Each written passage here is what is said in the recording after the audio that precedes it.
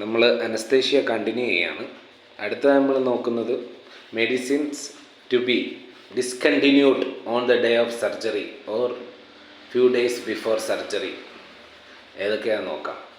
Oral hypertensive drugs നമുക്ക് സർജറിയുടെ morning വരെ കൊടുക്കാം. Oral diabetes mellitus drugs till the day of surgery കൊടുക്കാം. All ആൻറ്റിപയററ്റിക്സ് and anti depressants കൊടുക്കാൻ പറ്റും, എക്സെപ്റ്റ് ട്രൈസൈക്ലിക് ആൻറ്റി ഡിപ്രസൻസ്. അത് 3 വീക്സ് ബിഫോർ എങ്കിലും നിർത്തണം. Okay. Lithium 24 to 48 hours before surgery stop ആക്കണം.